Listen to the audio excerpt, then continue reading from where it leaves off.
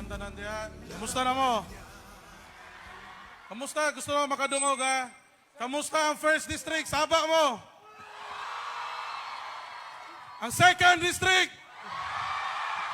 Ayay! At third! Una-una, dagan kay salamat sa inyo at tanan. Salamat ko sa inyo at tanan. Sa pila ka bulan nagsuporta, pila ka prayers, pila ka well wishes kay Tatay Digong sa akong lolo.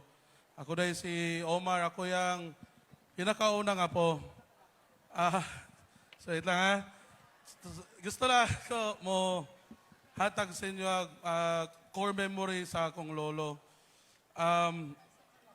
Nami trip sa una, na ako'y witness na rin ha. Diri si Randy Usman, si atong deputy mayor sa una sa Maguindanao niya.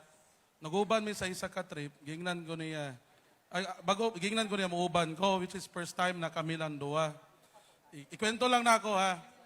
Kay ganiya, nagatanaw ko sa mga videos, sa mga montage ba, medyo na emotional ko. Inomduman lang po na ako na nag-prepare gid ko ato na trip. Unya, kada adto na mong lugar, sa sobrang nag-prepare, nagsikog basa, mga fun facts ba sa lugar. Na naitabo, sige kog share kay Lolo. Kaingon na, gikilit ko niya kay isa niya, Omar. Sundog lang niya yung tingog ha. Omar, kabalog ano, kaya imong ginabuhat, maayo na. Mahimo kag learned person na nang imong ginabuhat.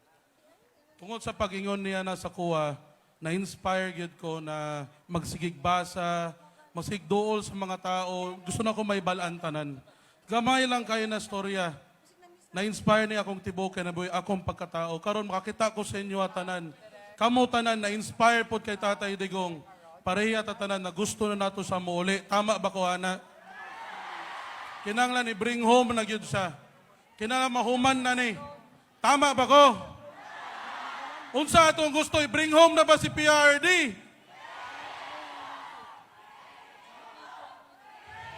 Home. Home. Bring him home. Bring him home. Bring him home. Bring him home. Again, ang akong hanyo lang yun sa inyo, ayaw yun ninyo kalintagam po. Now, ang pinaka-powerful na ata karon, ang puan na to, never ta mag-lose hope. Ug usab gikan sa pamilya Duterte, gikan sa ako ang pamilya, gikan mismo sa ako, dagan kay salamat sa inyo ang tanan. Mayong gabi sa inyo ug salamat. Bye-bye.